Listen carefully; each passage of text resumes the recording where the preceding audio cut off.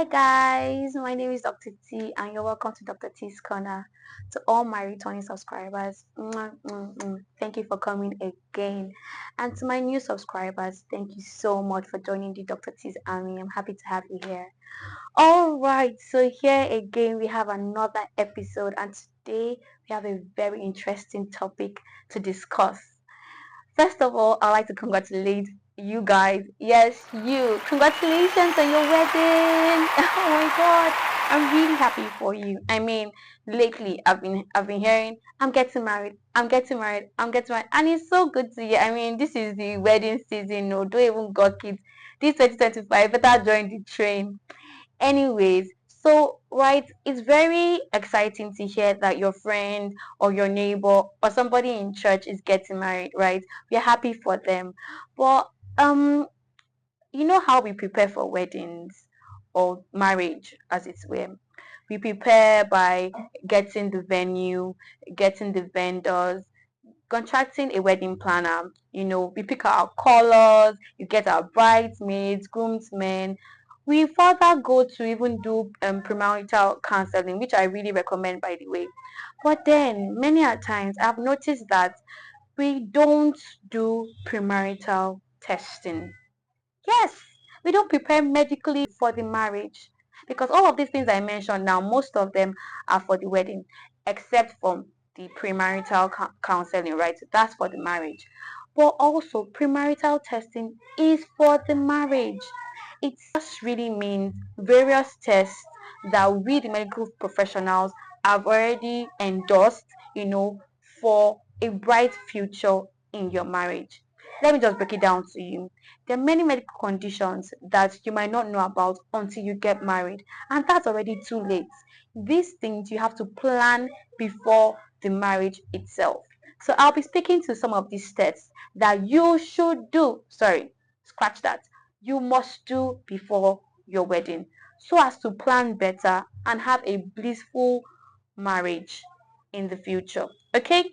I won't be able to cover everything in this episode, so just watch out for part 2. So let's start. Now, I will list them out. So please get your pen and your paper and let's get started. Okay, first, genetic testing, meaning genotype testing. Okay, we've heard of AS, getting, children that have SS. Yeah, I'll explain it explicitly so that you guys know what to do and have decisions to make. Okay, now next thing is the resource incompatibility. It's very, very important.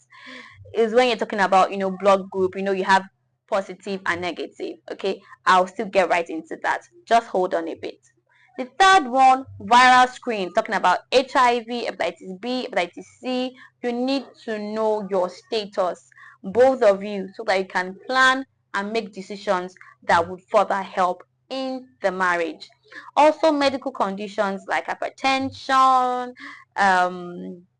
diabetes, asthma, medical conditions in general. And then also, last but not the least, mental health. Very important.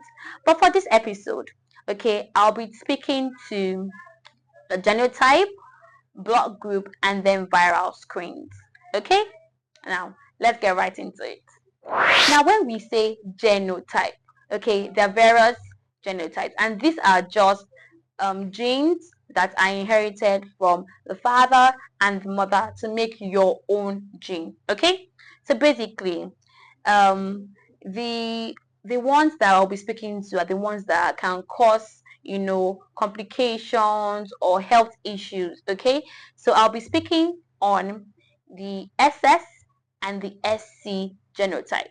Now, for somebody to have SS, which is the sickle cell disease, okay, it means that the father would have AS genotype and the mother will also have AS genotype. This child that has the SS genotype would have gotten the hemoglobin S from the mother and the hemoglobin S from the father to now get SS. I'm not saying every child that comes from an AS parent would be SS. No, not at all.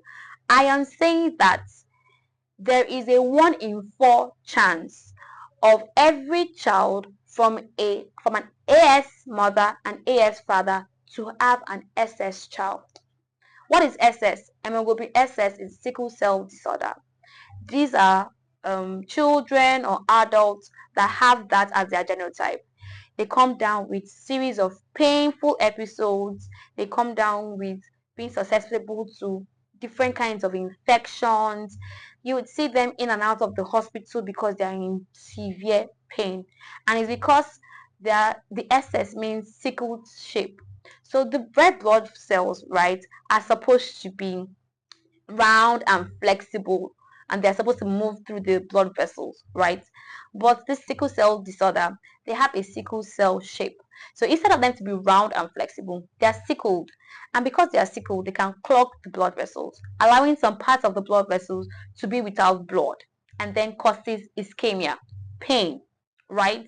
And that's why they experience so much pain. Many people are ignorant about this AS coming together to give birth to SS, right? And that's why I'm putting this out there so that we are knowledgeable about these things. There's also another abnormal gene. It's called the SC genotype, okay? Because there's an abnormal C gene. It's also under the sickle cell disorder.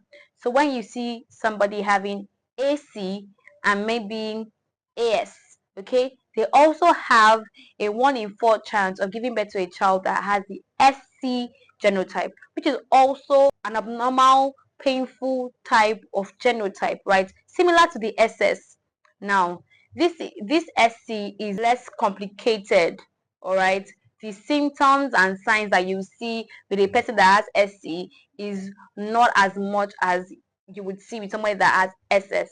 However, they still go through pain, all right? So we don't want that. We don't want to bring children to the world that go through series of pains. Now, there are many people living with sickle cell disorder in the world today. Many because they did not have this information beforehand, and some, despite having the information, they still thought that they could go ahead with it. Now, the people that are suffering is not the parents really, but the children, all right? And I feel like you guys need to hear this so that we can curb these things. Like I said earlier on, it's not so that you guys don't get married and start having children. It's so that you guys sit down, make the decision together, go and see a medical professional and ask for other means of having healthy children, you know, other than, just coming together and throwing the dice and see, oh, would this person be AA or AS, or would this person end up being an SS child? Okay, so this is one very important test that you should take prior to getting married so that you can make that decision together as a couple. I hope this helped. Now let's move on to the next one, the resource incompatibility. Yeah, to a layman just like you guys, you don't know what resource means, and I'll explain it to you. I'm sure you guys know about blood groups, right? So we have A positive, B positive, O positive. We also have AB positive. We have A negative, B negative, AB negative, and O negative. Now, the what I'm speaking to is not about the AB or O. It's about the positive and the negative, and that's what we call the resource factor. So some people have positive resource factor, some people have negative resource factor. I know many of you have never thought about this, but this is really important. Now let me paint this picture for you. A woman pregnant, right? Or wait, let's leave pregnancy alone first. A woman married to a man, okay? The woman is resource negative and the man is resource positive. Now they become pregnant, okay? And then the baby inside of the woman happens to be resource positive. There is what we call resource incompatibility. Now, what does that mean? It means that the baby, if the baby's blood mixes with the mother's blood, right, the mother would then produce antibodies. That means things that can fight against the baby. Now, the funny thing is that it won't fight against this present baby, but to fight against subsequent babies that come with that resource positive factor, while the woman still remains resource negative. What are we saying? If the baby's blood mixes with the mother's blood and the baby is resource positive and the mother is resource negative, the mother starts to produce things that fight against the baby, which will now subsequently kill other babies that should be pregnant with, not this first pioneer baby. It's really dicey and people really don't know about this. The story of sickle cell is already getting very common, but people don't really talk about resource incompatibility. And I'm here to talk about it now. All right. So there's something that we can do about it. It's not a death sentence. It's not really. So when that happens, okay, that's why it's good to do this testing before marriage so that you already know, oh, okay, I'm negative, you're positive. Oh, we need to do something about it. So when we take in, we need to let our doctors know. They also do this test for us, and we need to remind them. Now, there's a medication that the woman would get. It's called Rogam. Okay, Rogam is an immunoglobulin that the mother would get. Why is she getting this? She's getting this so that the mother will not produce those things that can fight against the baby. Okay? So unlike sickle cell, where the only treatment that we've heard of is stem cell transplant, which is very expensive, which is very risky, right, and not readily available, right? This one, some people might say it's expensive, but it is available and it is literally going to help prevent any incompatibility complication, right? So they get this Rogam at 28 weeks of pregnancy, at 34 weeks of pregnancy, 72 hours after delivery, and any case of sensitization. What does sensitization mean? Anything that can happen to the mother that will allow the baby's blood to mix with the mother's blood. Things like maybe a miscarriage, or a threatened miscarriage, or an outright abortion, or an abdominal trauma that causes her to bleed somehow. Okay? Or an ectopic pregnancy, that means pregnancy that is not in the womb, maybe in the fallopian tube, right? These things are called sensitization events. There's something else, when you follow your elder sister or a neighbor or a church member to the hospital, and they said that, oh, at term a baby is breached. That means it's not the head that is down, it's either the buttocks or the leg or something, or another part of the baby's presentation. Now, if they say that there's something that we call external version, right?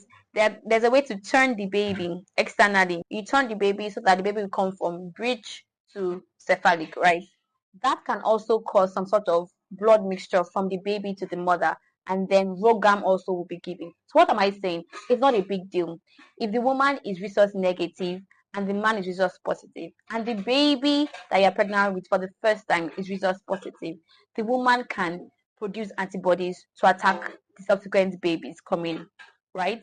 So what do we do in this pregnancy and every other pregnancy, right? We give Rogam, an immunoglobulin that helps to stop the mother from producing that antibodies that will fight the babies. Okay, we give it at 28 weeks, 34 weeks of their pregnancy, and any other sensitization event, plus after delivery within 72 hours. So there's something that can be done. Okay, so don't just go about getting married, getting pregnant, and not paying attention to the fact that you are negative and your husband is positive.